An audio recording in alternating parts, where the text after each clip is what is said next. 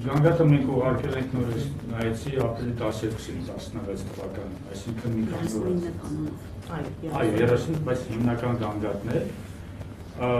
Ինչու է կարևոր այս որոշումը։ Նախ սա դատական ակտ է։ Սա պատմական փաստ է։ Ցանկացած դատական ակտ դառնում է անհերքելի։ Իմ համար շատ կարևոր է հենց այդ ամենը։ Սա հրապարակախոսական ինչ-որ դժվար չի, նույնիսկ կներեք մոնիտորինգային զեկույց, դատական ակտերը հերքել հնարավոր չի։ Եվ սա ցույց է տալի պատերազմի դեմքը։ Այնպես ինչպես հետքի լրագրողը մի կերպ կարողացավ հասնել Թալիշ եւ նկարել Խալափյաններին, եւ իրենք որոշեցին ի վերջո հրապարակել այդ նկարը, դուք գիտեք ինչի մասին եմ խոսում։ Եվ ամբողջ աշխարհը հասկացավ, որ դա բոլորն էլ ինքնապաշտպանություն չէ, ինչպես ներկայացնում էր Ադրբեջանը, այսինքն դա անօրինական պատերազմ էր։ Այնպես էլ այս դեպքը եւ Սայնսիդորկով մյուս դեպքերը, որոնք դառնալի են դատական ակտ, անհերքելի պատմական փաստ, կոտրել են Ադրբեջանի առաջ տանող այն միֆը, թե իբր մենք զոհ էինք, հայերը արձակվել են մեր վրա, այնտեղ նաև որ դա հայրենական պատերազմ չէր, դա ագրեսիվ պատերազմ էր, հայրենական պատերազմ չեն գլխարկում զինվորներին, ձեռքերը չեն կտրում եւ այլն։ Եվ դա էլ միացած այն ագրեսիվ ռետորաբանության հետ, միեդես ամբողջը դել է մի շրջանակում, եւ չնայած Ադրբեջանի կառավարությունը անընդհատ բողոքում էր, դուք մինչեւ մի օգտագործեք հայկական անվաններ, միեդը գտնվեց իր բարձունքում։ Եվ նման դատական ակտերելի տեղ են ունենում։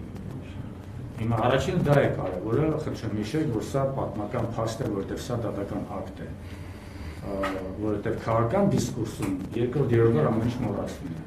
նոր դիսկուրսն է, նոր իսկ դատական ակտը մնում է։ Երկրորդ կարևորը, ինչպես նշեց Սիրանուշը, սա դատական ակտ է, որը միեդը սովորաբար դժվարությամբ է կայացնում, երբ որ պատերազմի ակտիվ փուլում է տեղի ունենում անմարտկային վերաբերմունք, խոշտանգում, ռազմական հանցագործություններ, միեդը սովորաբար ձեռնպահ է մնում, բայց միաժամանակ հասկանում է, որ չի կարող հետևողական այդ կամը կիրառել եւ որոշ դեպքերում, երբ որ խախտումը ահագնացող ծավալի է կամ առանձնակի դաժանությամբ, ի վերջո գտնում է, որ թեև ակտիվ փուլում է տեղ ունեցել ոչ միայն պոզիտիվ պարտավորության, այսինքն հետագայում վարույթներ հարուցել,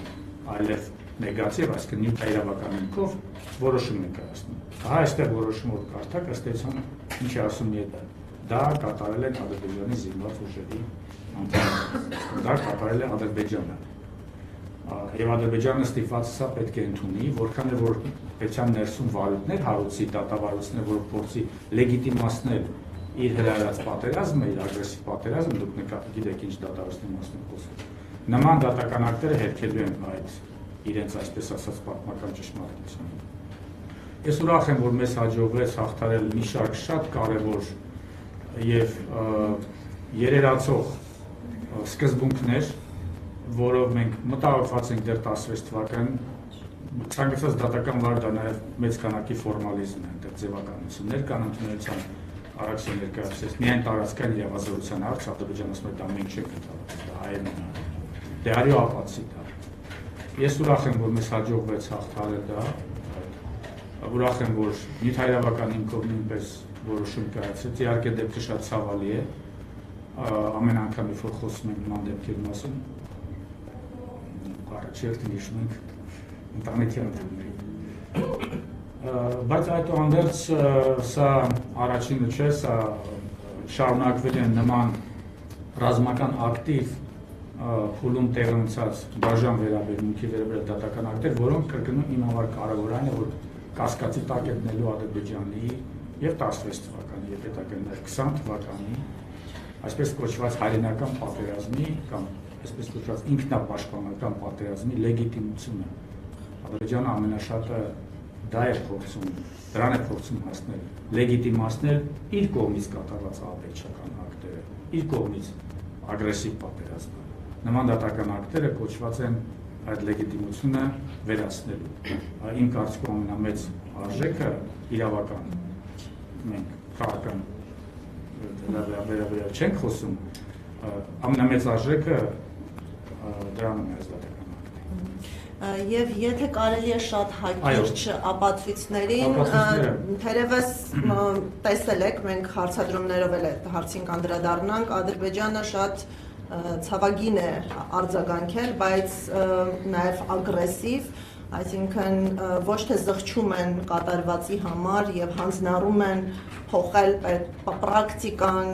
մարդկային հարցերի վերաբերյալ իրենց վերաբերմունքը, փոխարենը մեղադրում են միջազգային դատական արձաններին անարդարացիության մեջ, կարծում եմ այդ արդարացիության զգացումը այդպես էլ ադրբեջանական հասարակության եւ իշխանությունների մոտ չի ձևավորվում եւ այն կեղծ թեզն էին առաջ քաշել, թե իբր մի քանի ցուցմունքների հիման վրա եվրոպական դատանը դատական ակտ է կայացրել։ Մենք հստակեցնենք, որ այս գործով մենք ոչ թե ունենք մի քանի ցուցմունքներ, մենք ունենք երևակայելի մեծ ծավալի ապացողական բազա, մենք ունենք այն ավտոմեքենան, որը խոցվել է, մենք ունենք դիեր, որոնց վնասվածքները կան, պարզվել է դրանց առաջացման ժամանակահատվածը, մենք ունենք նաև բազմաթիվ այլ փորձաքննություններ, որոնց միջոցով կարողացել ենք ինչպես նույնականացնել գլուխը, այնպես էլ կարողացել ենք նույնականացնել կատարողին, մենք բացահայտել ենք կատարողի նաև հարցազրույցը, երբ վերջինս այդ հերոսացման ջանքերի մեջ գտնվելով մանրակրկիտ պատմում էր, ինքնախոստովանում էր կատարված սեփական հանցագործությունը,